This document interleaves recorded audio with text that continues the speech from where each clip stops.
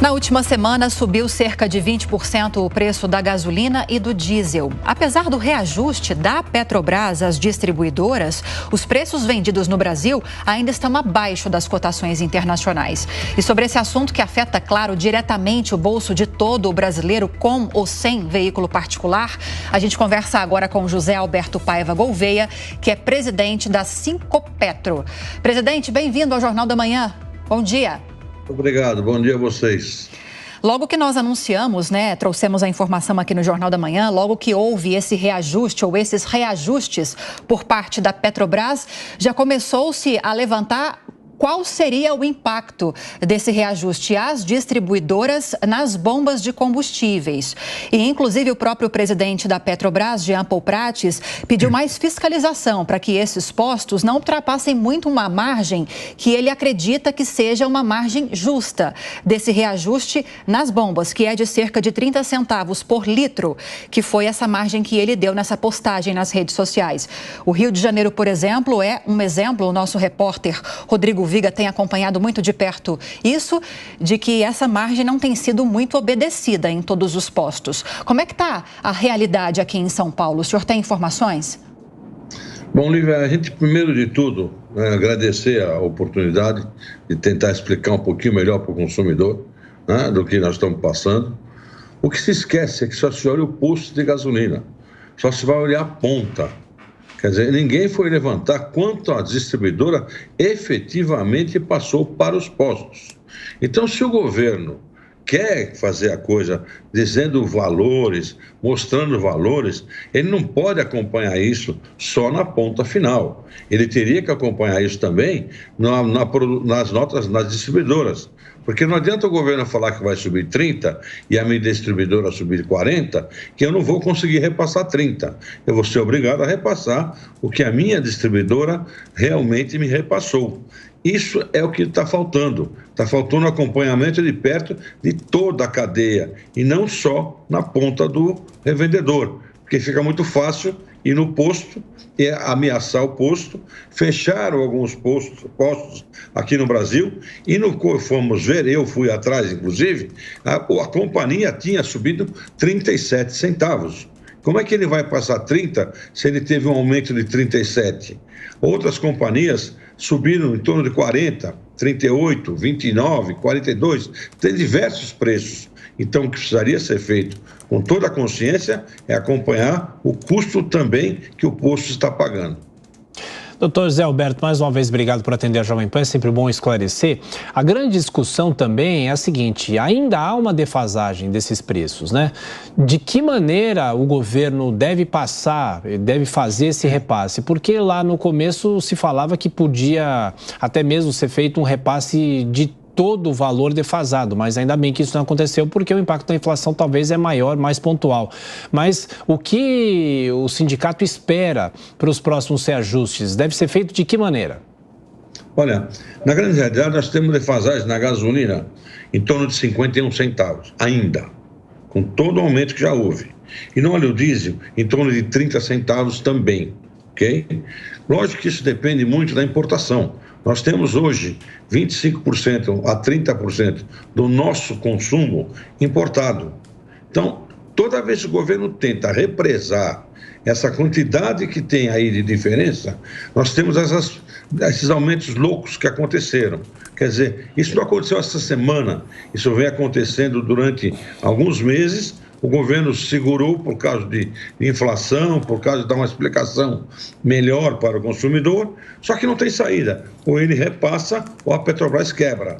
Então, a gente tem que tomar muito cuidado, porque, veja, às vezes é mais fácil em conta-gotas do que numa vez só, que o consumidor sente muito mais. Então, precisamos tomar muito cuidado com isso. E outra coisa que tem que ser vista é que o produto que poderia nos dar socorro nesse momento, que é o etanol, também está subindo. Já subiu 20% e isso ninguém falou nada. Presidente, agora seguimos com a participação do nosso comentarista nesta manhã de sábado, Nelson Kobayashi.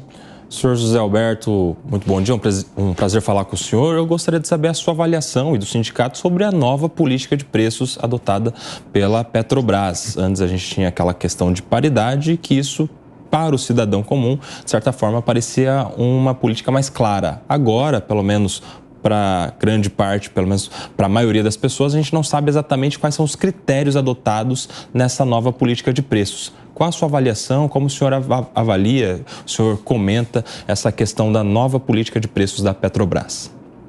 Ô Nelson, bom dia primeiro, muito obrigado pela pergunta, que na realidade nós estamos tão perdidos como todo o Brasil. Os economistas estão perdidos, o consumidor está perdido, porque ninguém tem um parâmetro de como isso está funcionando hoje. Você disse claramente, a gente antes sabia como é que funcionava. Hoje a gente não sabe. A caixa preta, de vez de ser aberta, ficou mais fechada ainda. Quer dizer, eles mudaram a política sem nenhuma explicação para ninguém. Ninguém sabe o que houve na mudança da política, mas a gente não tem nenhuma condição de prever o futuro. Quer dizer, se a gente for trabalhar com o padrão anterior, falta aumento para o consumidor ainda. Se a gente for trabalhar com essa nova política, a gente não sabe o que vai acontecer. Infelizmente, é isso que está acontecendo. Agora, o que eu gostaria é que o governo viesse a público, né? Falasse exatamente o que está fazendo, exatamente o que nós teríamos que fazer. Agora, de uma situação, eu não tenho nenhuma dúvida. Ou o Brasil acompanha o mercado internacional porque ele importa 30% do produto, ou ele vai quebrar a Petrobras. Isso não resta dúvida. Agora, inclusive, presidente, eu estou com uns dados aqui que, com certeza, o senhor tem esses dados muito mais atualizados do que eu. Parece que hoje no Brasil, não falando só em nível de São Paulo, no Brasil são importados cerca de 2% do montante total de gasolina que é consumida aqui no país e 25% do diesel, é isso, né? Ainda estamos nesses patamares. No diesel você está correta, no diesel você está correta. Na gasolina entre 10% e 15%. Entre 10% e 15% na gasolina e 25% no diesel. No diesel, sim. Sim. Eu estou citando... Só para concluir, presidente, eu estou citando esses percentuais e até aproveitando para o senhor atualizar esses dados para a gente, porque o próprio Jean Paul Prats é um crítico da paridade internacional, porque ele diz que o volume que é importado desses combustíveis é baixo perante o que é movimentado só nacionalmente, e daí não se justificaria essa política de preços de paridade internacional. Queria ouvi-lo mais sobre isso, presidente. Olívia, você está tão esclarecida que eu não tenho muito o que esclarecer para você, mas eu tenho uma coisa para te dizer. Vai faltar produto se continuar fazendo isso. Porque nenhum importador independente vai comprar produto mais caro para vender mais barato. Quer dizer, isso precisa ficar claro para o governo. Ou o governo assume isso, ou então nós vamos ter o quê? Falta de produto no mercado. Nós hoje nós já temos dificuldade de fazer pedidos, os pedidos são cortados, alguns postos não recebem o pedido, então nós vamos ter problema de produto, sim, não gostaria, mas se houver uma corrida, eu não sei o que pode acontecer. Hoje nós temos postos que estão com os estoques no limite, isso ninguém fala. Doutor Zé Alberto, para esclarecer também o nosso público, claro que tem a incidência de impostos e isso varia muito em todo o Brasil, mas por que alguns estados continuam com a gasolina aqui mais alta do que São Paulo? Rio de Janeiro, por exemplo, o próprio Viga, nosso repórter lá do Rio, sempre cita que o preço lá é mais alto do que aqui. Por que isso acontece?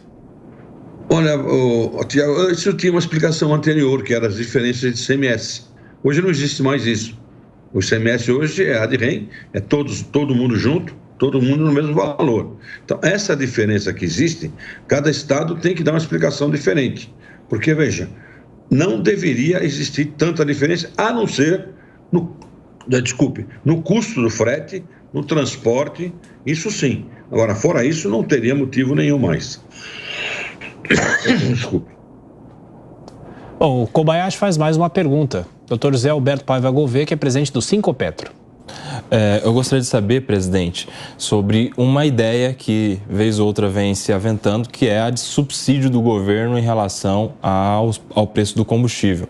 O próprio Jean Paul Prats, quando era parlamentar, tinha essa ideia, inclusive em projeto de lei, em discussões no próprio Congresso, de que o governo subsidiasse para manter uma estabilidade do preço, para que tivéssemos uma previsão e isso não impactasse de uma maneira muito repentina o preço dos fretes e o lucro ou o prejuízo daqueles que trabalham neste ramo. Qual a sua avaliação sobre essa ideia de subsídio para o preço dos combustíveis?